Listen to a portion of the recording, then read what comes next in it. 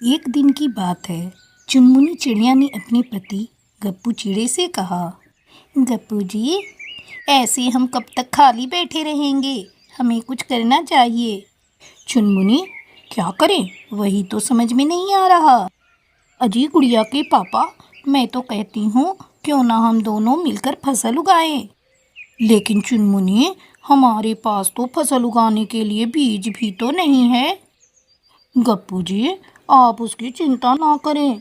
मैंने देखा था कालू भैया के पास काफ़ी सारे भुट्टे रखे हुए थे। उसी से उधार देकर हम दोनों भुट्टे की खेती करेंगे। वो दोनों कालू कौवा के पास गए। अरे गप्पू चुनमुनी, क्या बात है, आज हमारे घर कैसे आना हुआ? गप्पू ने कालू कौवा को अपने आने का कारण बताया। देखो भाई गप्पू, ये भुट्टे तो हमने खाने के लिए रखे हैं, मैं तुम्हें नहीं दे सकता। वैसे भी मेरी पत्नी गौरी घर पर नहीं है। अगर होती तो अब तक तुम दोनों यहाँ बैठे नहीं होते। तुम्हें मार मार कर यहाँ से भगा दिया होता। अरे कालू भैया, हमें थोड़े ही भुट्टे उधार चाहिए। बदले में हम आपको दुगनी भुट्टे वापस करेंगे। हमें तो बस भुट्टे उगाने के लिए थोड़े भुट्टे के बीज चाहिए। कालू भैया, इसमें आपका भी तो फायदा होगा। अच्छा तो ये बात है, तुमने पहले क्यों नहीं बताया? ये लो, सारे भुट्टे ले जाओ। चुनमुनी भुट्टे के बीज लेकर घर आ गई। अरे ओ चुनमुनी, सुनती हो? कल सुबह हम बीज को खेत में बो देंगे। उधर जब गोरी अपने घर लौटी तो उसका पारा सातवें आसमान पर चढ़ गया। घर में भुट्टे ना देखकर वो चीखने चिल्लाने लगी। अरे नास पीटे कालू, तेरा पेट है या कुआं? सारा भुट्टा तूने खाकर खत्म कर दिया, अब मैं क्या खाऊंगी? कालू कौवे ने सारी बात गोरी को बता दी। कालू मेरे पति देव जी, ये तो आपने बहुत अच्छा किया। अब हमें भुट्टे चुराने की जरूरत नहीं होगी। हम भुट्टे के बदले चिड़िया से दुगना भुट्टा नहीं लेंगे, बल्कि उसका पूरा फसल ही लेंगे। अरे अरे गौरी, ये तुम क्या कह रही हो? कालू, बस तुम चुप हो जाओ और देखते जाओ मैं क्या करती हूँ। कौओं का पूरा परिवार सो गया। अगले दिन चुनमुनी और गप्पू भुट्टे के दानों को अपने खेत में बो देते हैं। चुनमुनी, दाने तो हमने बो दिए, बस बारिश का इंतजार है। जैसे ही बारिश होगी हमारे भुट्टे के बीज से पौधे फूट आएंगे। हाँ जी हाँ, आप सही कह रहे हैं। कुछ ही दिनों में फसल भी तैयार हो जाएगी। फिर हम कालू को उसके बीज के बदले दुगने भुट्टे दे देंगे। दोनों पति पत्नी रोज अपनी फसल को देखने जाते, लेकिन फसल तो क्या, अभी तक बीज फूटा नहीं था। हे भगवान, अब हम क्या करेंगे? कालू अपने बीज वापस मांगने आएगा, हम कहाँ से देंगे? मुझे गोरी से बहुत डर लगता है। शाम होते होते गोरी और कालू चिड़िया के घर पहुंच गए। अरे चुनमुनी, मेरे पति को बहला फुसला कर भुट्टे के बीज ले गई, अब लौटा मेरे भुट्टे। गोरी बहन, हम भी अभी यही बातें कर रहे थे।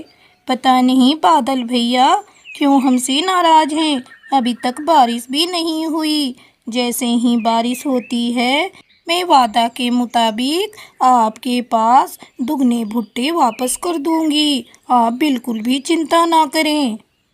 गोरी, अब चलो, चिड़िया ने बोल दिया वो हमारे भुट्टे वापस कर देगी। कौवे वहाँ से वापस चले गए। 2 दिन बाद जंगल में झमाझम बारिश हुई। चिड़िया और उसका पति अपने खेत को देखने पहुँचे। बारिश को देखकर वो बहुत खुश थे, लेकिन जब वो घर लौटे तो उनकी बिटिया घर में नहीं थी। अरे, ये गुड़िया कहाँ गई? गुड़िया, अरे ओ गुड़िया, कहाँ हो गुड़िया?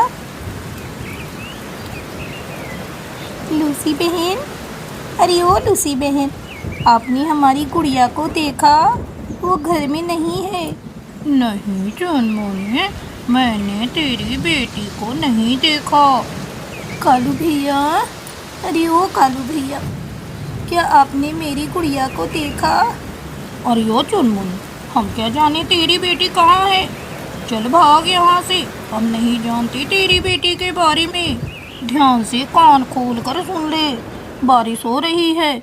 जैसे ही भुट्टे पक जाए मुझे भुट्टे वापस कर देना, वो भी दुगना। हाँ हाँ गोरी बहन, आपको मैं भुट्टे वापस कर दूंगी। पता नहीं मेरी गुड़िया कहाँ होगी, किस हाल में होगी। मुझे अपनी गुड़िया को पहले ढूंढना है। देख चिड़िया, ज़्यादा बहाने ना बनाए। तुझे भुट्टे ना देने पड़े इसीलिए तू ये बहाने बना रही है। चल अब भाग यहाँ से, चल अब भाग यहाँ से, और हमें बारिश का आनंद लेने दे। पता नहीं कहाँ कहाँ से चले आते हैं। कई दिन गुजर गए, गुड़िया का कहीं कोई पता ना चला। दोनों उसकी याद में रोते रहते थे। अचानक एक दिन कालू का बेटा चुनमुनी के पास आया। आंटी, अरे ओ आंटी, मुझे पता है गुड़िया कहाँ है। माँ ने उसे पहाड़ी वाले गुफा में कैद कर रखा है। आप चलो, मैं आपको दिखाता हूँ गुड़िया कहाँ है। रेम्बो कौवा चुनमुनी को लेकर गुफा में जाता है जहाँ गुड़िया कैद थी। चुनमुनी अपनी बेटी को गोरी के कैद से छुड़ाकर घर लाई। गोरी बहन, मैंने कभी नहीं सोचा था आप इतनी कठोर भी हो सकती हो। आप भी तो एक बच्चे की माँ हैं। थोड़े से भुट्टे के लिए आपने मेरी गुड़िया को कैद करके रखा था। अगर उसे कुछ हो जाता तो?